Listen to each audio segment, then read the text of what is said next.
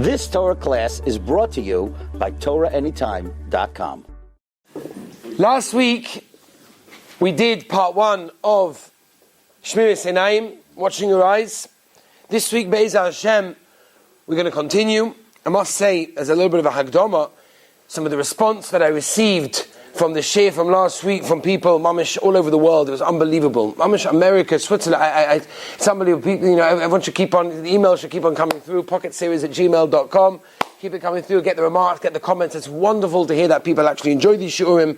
TorahAnytime.com doing an unbelievable job as always in spreading Torah around Klal Yisrael. Just a tremendous, tremendous job. Make sure if you miss a share, follow me. You'll get the email.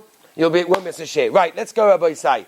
So last week we discussed a little bit into the topic of how bad it actually is to look at something you shouldn't really be looking at. That's really what we focused on. We brought different chazals. We explained how serious it is, that the Torah's understanding of looking is not just a matter of, oh, big deal, I just looked. It's a serious thing. It penetrates all the way into the neshama. It has an everlasting effect till the day that you die, and even further than that. It's a very, very, very serious thing, as we mentioned last time. And we ended off last year with a wonderful story about how Kodesh we are and how Klal Yisrael are higher than the other nations and how we should try to bring ourselves up. The main thing we have to remember, and I want to continue a little bit at the same direction today, maybe moving a little bit deeper into what's going on in our minds at that moment where we're confronted with a sight that we shouldn't really be looking at, or typing into the keyboard those words that I shouldn't really be typing, and I just get there somehow. Chazal tell us as follows. Chazal tell us that the eyes of the body are really the legs of the body, which means the eyes are the vehicle for a lot of things that happen after. As we explained last time from the Torah, right? We're dealing with an Issa min HaTorah, we're dealing with a Da'oraisa, we're dealing with something written mufurash explicitly in the Torah. Lo susur achrei levavchem yachrei einechem. Don't look after your eyes. And Chazal explained to us as follows. Chazal explained that the eye sees, the heart wants, and then the body performs the Aveira. So it all begins from the eye. Every Aveira that you'll do, especially dealing with these sorts of things, all starts from the eye and then goes further, which means the first and foremost item that we have to guard ourselves is the eye. Because that will stop us, that will prevent us from any possible further sin afterwards. Now, Rabbi say, the Rabbeinu Shalom gave us 2 beautiful, healthy eyes, and we misuse them. The Rabbeinu Shalom gave us these beautiful eyes to perform mitzvahs, to learn Torah, to look at the good in others, to do so much good with it. And yet, unfortunately, we just don't appreciate it. We misuse them. In fact, somebody once told me they were in a blind center. And they were in the blind center, and the manal, the manager of the blind center, got up, and he said, I want to tell you that there are 3 types of people in this center. There's people that unfortunately aleinu that were born blind. These people never saw the light of the day, they never saw colors, they never saw the beauty of Hashem's world, they were born blind. And then you have the other sorts of people that unfortunately aleinu became blind as time went on, sometime during their life, unfortunately whatever happened to them, an illness, a disease, and they lost their eyesight. And they became blind. And then you have a third type of people who are in the center at this moment. And he said, these are the little children that at the moment they can see, but in a few months' time, these people will never be able to see again. They will be blind for life. There's a disease that's about to take over their body, which is going to cause them to become blind. And this fellow said this was unbelievable. There's children here in this center that right now can see, but eventually will not be able to see. I must meet with them. I want to speak to them. I want to see what they have to say. So we got into the classroom of these children, these young children, innocent children, who unfortunately knew that they had an illness and they knew it was only a matter of time. And one of them got up and said to this man, did you ever see a person take a gun and put it to his head? It's only a matter of time till he pulls the trigger. And the man was thinking, like, what are you trying to tell me? He said the same thing is happening to us. It's only a matter of time till we lose our eyesight forever and we'll never see again. And this man, who was a very chosh of a person, said, he was coming in there, hopefully he'll tell them some divrei chizuk. He'll tell them, don't worry, everything's from Hashem, everything's for a reason. He was choked up, he couldn't say a word. His eyes were tearing, his mouth was, he just couldn't say anything. What do you tell a child like that? He said the next day, when he went to Kashrus, and he made the bracha pokeach ivrim, it was a different world. The bracha had a different meaning. He understood what it means when you get up and you say in the morning, poikeach ivrim. I can open my eyes and I can see. Do you know what that is? And we misuse that. We have a bracha from Hashem, directly from Hashem, and we misuse it in a bad way. We misuse it terribly, and we have to learn to appreciate it. Chazal tell us something very, very scary. Someone asked me last week, are you trying to scare us? I'm not interested in scaring anybody. I don't want to tell you the emes. I want to tell you what Chazal tell us. I want to tell you how bad these things are, so we should put them into perspective and realize, Be'ezah Hashem, what we're dealing with. We'll get to the positive aspect, Be'ezah Hashem, in this week and the coming weeks, Be'ezah Hashem. But at least now, let's first understand what we're dealing with. Let's first understand how serious it is. Listen to this Chazal. There's a Masechta called Masechtas Derech Eretz, where the Masechta in Perik Aleph says, Chachomim Oimim, the rabbis say, Kol mistakel be'ikve shalisha, gozrin olov she'eloi bonim balei mumin. Say Chazal, that if you look at the heel of a woman, we're not discussing some crazy situation, the heel of a woman, and looking, by the way, doesn't mean just in a passing glance. We mean a staring. We mean a look for hana, for enjoyment. Say Chazal, it's a guarantee. Rabbi say it's a guarantee from Chazal. You're going to have children that are bali mumin. Now, how we all know, anybody here that has children and wants children, Be'ezah Hashem, we should all be zocheh to good children. But how much effort, how much investment, how much tefillahs and crying and davening we do for our children. And we hope that our children turn out good. And here Chazal are telling us, if you take your eyes and you put them on another woman in a way that you shouldn't be looking at her, in a place that you shouldn't be looking at her, whatever that may be, say Chazal, unfortunately, that's what's going to happen. There's a letter from the Chofetz Chaim. The Chofetz Chaim, you can find this letter at the end of the Sefer, Chofetz Chaim ala Torah. Chofetz Chaim is a very, very scary letter there. He writes, there are so many problems going on in Klal Yisrael.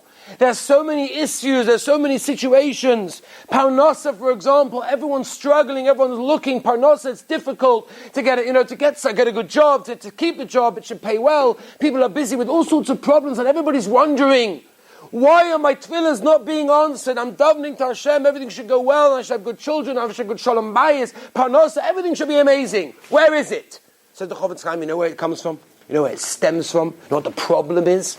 Says the Chofetz Chaim, very simple. V'yiskedashkem v'yisem v'kedoshim. V'yisem kedoshim, be holy. Be holy. The camp should be holy. Says the Chofetz Chaim, the root of the problem is in ourselves. We have to keep ourselves holy. We have to rise up on our own.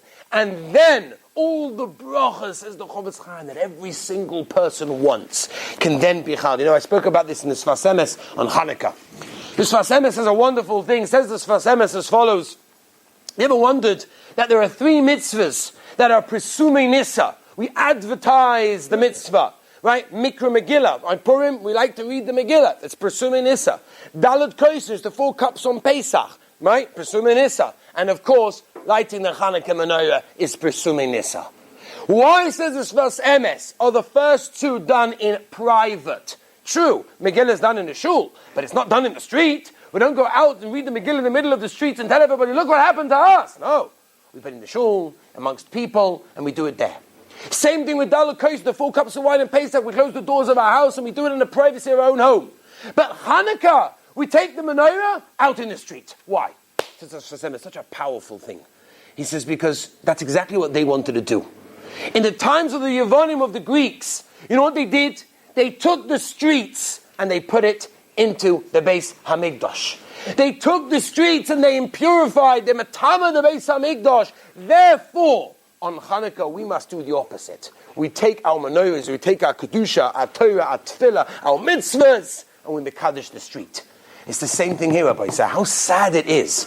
In our own private lives, we'll take this street and fill our brains and fill our neshama, our body, with the street. It's out there, we're in over here, and yet we bring it in our homes, we bring it in our pockets, we bring it in our phones, in any sort of way. We take the street and we put it into our lives. We put it into our brain. And if you go behind every situation, when you're confronted with looking at something you shouldn't be looking at, let's take a moment of psychology to figure out what's going on in your mind. At that moment, you're walking on the street and there's something on the other side of the street, in the corner of your eye, it hits you. And you have the choice at that moment. Do I turn or do I say, no, I don't want to. I'm not interested right now.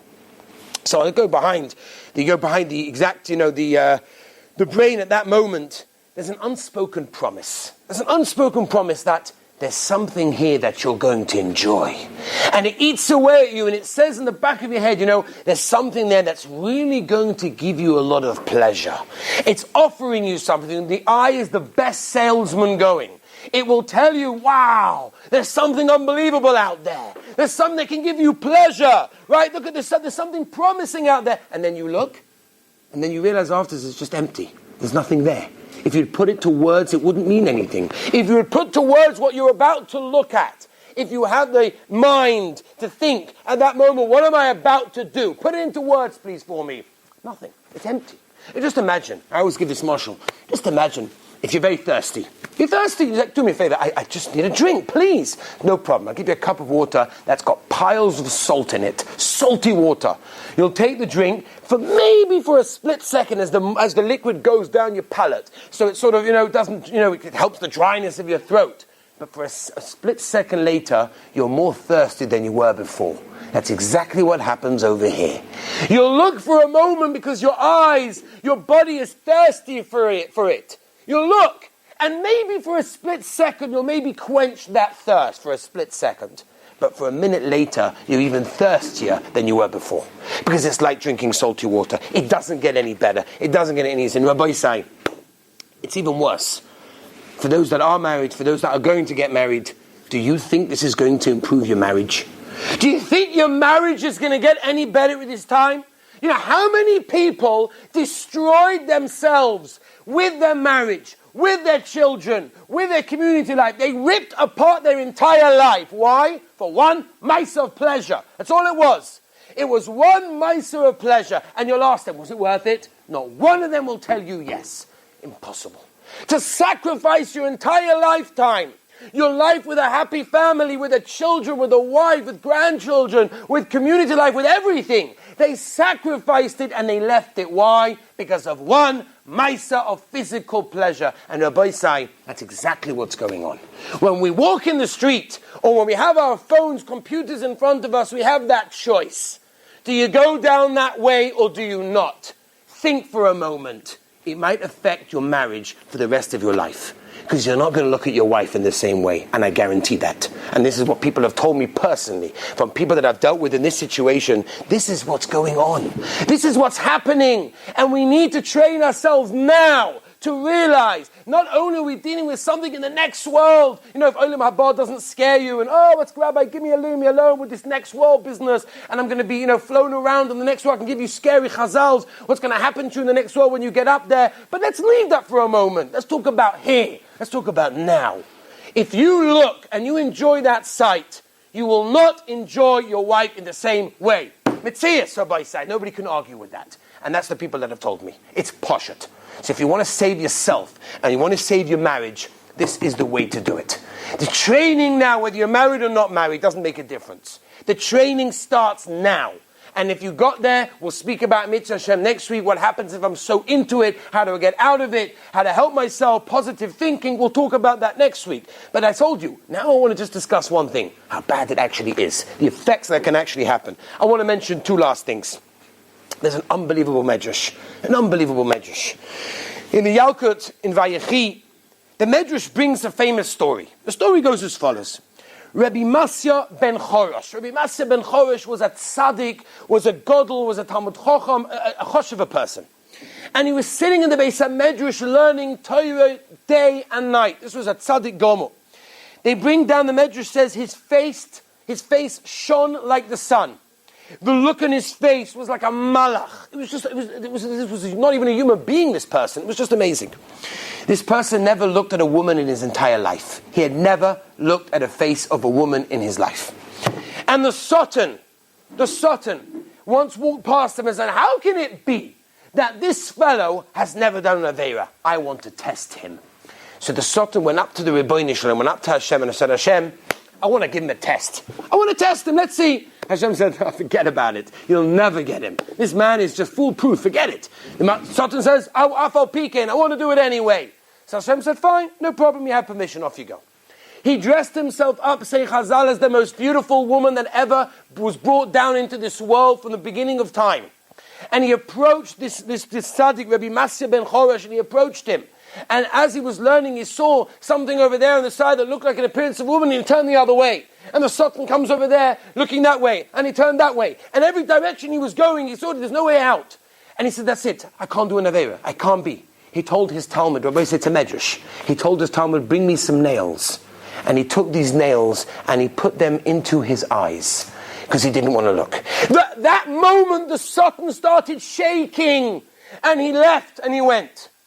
And at that moment in Shamayim, the Rebbeinu Shalom said to the Malach Rafal, go and heal his eyes, please. So Malach Rafal comes down and approaches him and he says, who are you? He says, I'm Malach Rafal, I've come to heal your eyes. Hashem has told me to come and heal your eyes. He says, no, please, I'd rather not. Don't heal my eyes. No, and he goes back to Hashem, and Hashem says, don't worry, I'm going to be his guarantor. He will never do an Aveira again. And he heals his eyes. What do we learn from this Chazal?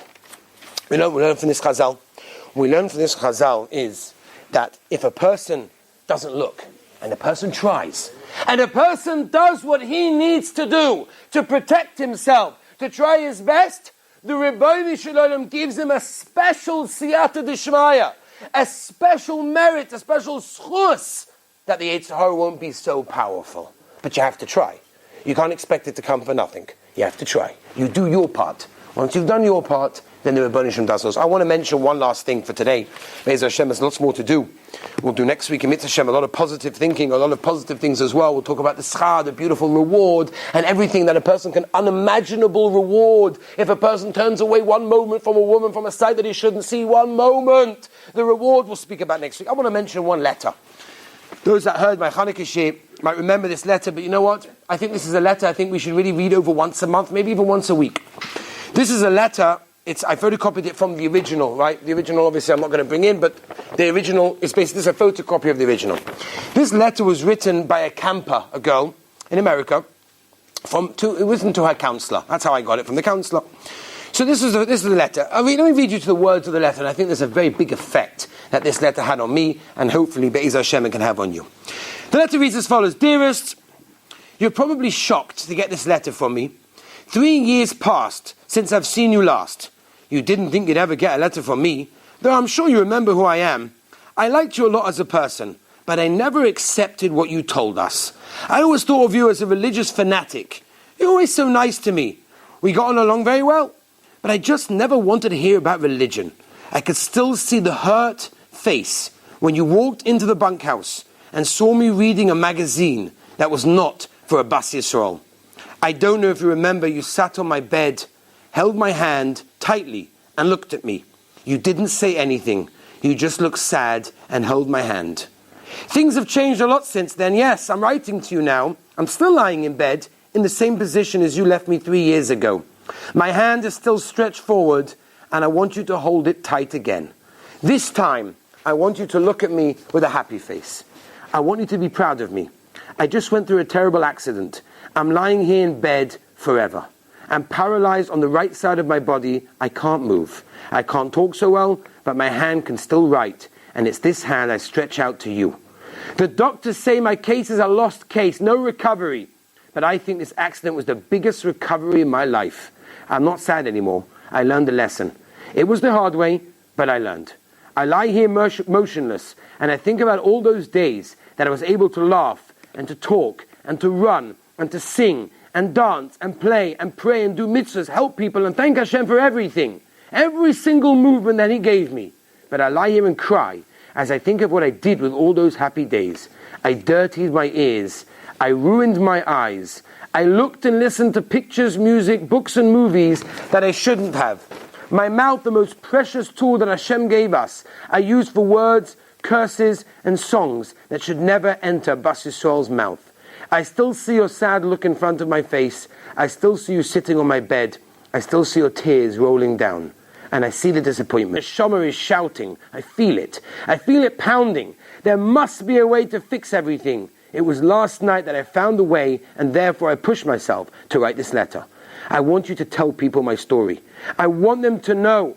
I don't want them to miss the boat. Tell them, please tell them, that as long as they can move and sing and dance and run and talk and listen and laugh, let them use it in the right way. Don't waste time. Sing. Thank Hashem for all that He's given you. Use every movement you have to clean your neshama. Help others. Yes, I know that there are people out there who think they're cool and in, and they talk about singers and films with the biggest admiration. I know this because I was once one of those cool people. I'm lying in my bed, my body is stiff and very cool. And I want all people out there to get the message. That's my only recovery. I want them to take this most wonderful body that Hashem gave us and returned it as a polished diamond with love. Rabbi Isai, I think this is going to teach us something. We've given a beautiful pair of eyes, and it's such a bracha, and it's such a wonderful tool that we can use, but we have to use it correctly. Let's try Be'ez Hashem over the next week to try as much as we possibly can to take this lesson to heart. And Be'ez Hashem, next week we'll go through some exercises and ideas and different eitzes for people to try and help them with these things. Have a good week. You've just experienced another Torah class brought to you by TorahAnytime.com.